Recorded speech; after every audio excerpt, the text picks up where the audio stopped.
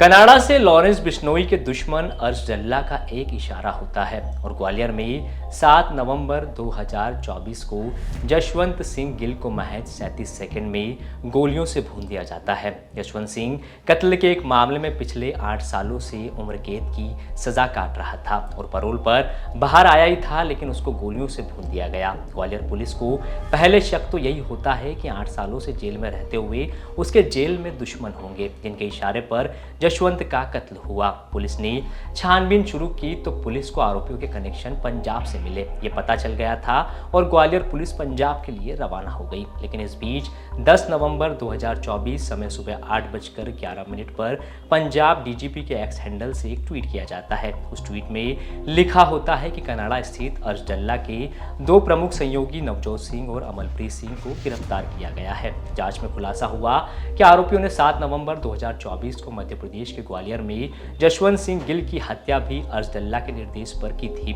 दोनों आरोपी अपराध के बाद पंजाब लौटे, जहां उन्हें खरड़ के पास गिरफ्तार कर लिया गया। उनकी गिरफ्तारी के साथ राज्य में संभावित एक और टारगेट किलिंग को टाला जा सका। लेकिन आप सोच रहे होंगे कि आखिर अर्श डल्ला ने जशवंत सिंह को ग्वालियर में अपने गुर्गों से क्यों मरवाया होगा, ये भी बताएंगे। उससे पहले आपको गैंगस्टर अर्श डल्ला के बारे में बता देते हैं। तो अर्श डल्ला पंजाब के मोगा का डाला गांव का रहने वाला है। पहले वो छोटे मोटे अपराध करता था, लेकिन छोटे छोटे अपराध करते करते वो बड़े बड़े आपराधिक काम करने लगा। कहा जाता है कि सबसे पहले 2018 में अर्श डल्ला गैंगस्टर गोल्डी बराड़ के संपर्क में आया था। बाद में उसके संपर्क बढ़ते गए, वह खालिस्तानी आतंकी हरदीप सिंह निज्जर के संपर्क में आ गया।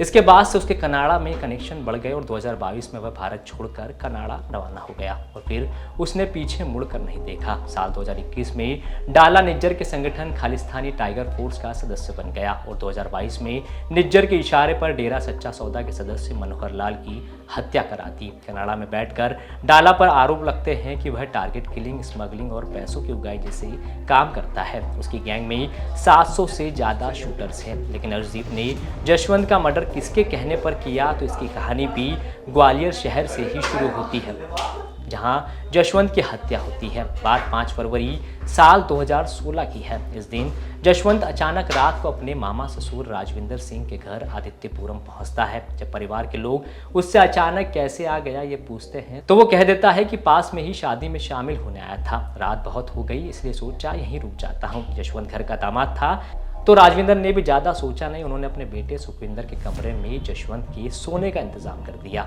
लेकिन जशवंत तो यहाँ रिवॉल्वर के साथ आया था। उसे मामा ससुर के बेटे सुखविंदर पर शक था कि उसकी पत्नी के साथ सुखविंदर का अफेयर चल रहा है। उसे केवल इस बात का शक था। शक के चक्कर में ही उसने बड़ा कांड कर दिया। सुखविंदर के रूम में सोते सोते अचानक जशवंत की आंखें खुलती है, वो उठता है और मामा ससुर के बेटे सुखविंदर को गोली मार देता है।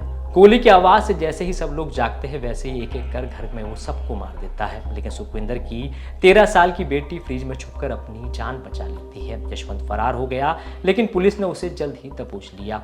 कोर्ट ने जशवंत को उम्र कैद की सजा सुना दी। लेकिन कहानी में अब मामा ससुर सुखविंदर के भाई सतपाल की एंट्री होती है। वो कोर्ट में उम्र कैद के वाले फैसले से खुश नहीं होता। वो बदला लेना चाहता था, लेकिन ले नहीं पा रहा था। एक दिन वह कनाडा शिफ्ट हो गया और बदले का इंतजार करता रहा। जशवंत की हत्या से महज 6 महीने पहले वो ग्वालियर किसी काम से आता है। तब उसे जानकारी लगती है कि जशवंत साल में 2 से 3 बार पैरोल पर बाहर आता है। फिर उसने बदला लेने के लिए प्लान बनाया और कनाडा में बैठे अर्श डल्ला को हत्या की सुपारी दे दी। और 7 नवंबर 2024 को अर्श डल्ला की गैंग के गुर्गों ने उसे बीच सड़क पर भून दिया। अब मामले में ग्वालियर पुलिस का कहना है कि कनाडा से कनेक्शन सामने आया है। जो एविडेंस अभी तक आया है, दोनों आरोपी आइडेंटिफाई हुए थे और सब्सिक्वेंटली वो पंजाब पुलिस के द्वारा अरेस्ट किए गए हैं। पंजाब पुलिस में अभी भी वो पुलिस रिमांड पे थे। हमारी पुलिस टीम ने वहाँ जाके इंट्रोगेशन किया है और इंट्रोगेशन में जो एविडेंसेज आए हैं, उसमें जो इनकी मृतक जशवंत की जो पारिवारिक रंजिश थी, उसका जो भाई सतपाल था, सतपाल की फैमिली कनाडा सेटल की थी। तो ये लिंकेजेस मिले हैं कि सतपाल के साथ इनका जो मौके पर जो आरोपी थे उनके लिंकेजेस थे और सतपाल उनके साथ लगातार संपर्क में था। टेक्निकल एविडेंसेस मिले हैं तो उनको हम लोग वर्कआउट कर रहे हैं।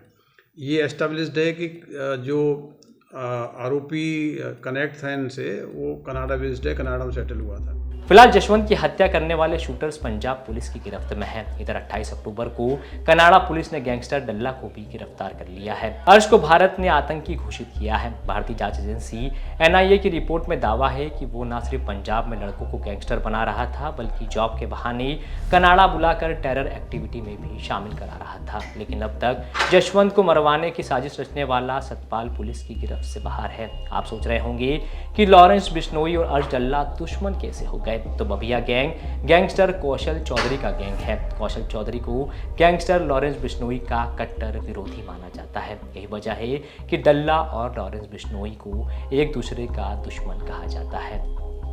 क्राइम से जुड़ी खबरों के लिए आप देखते रहें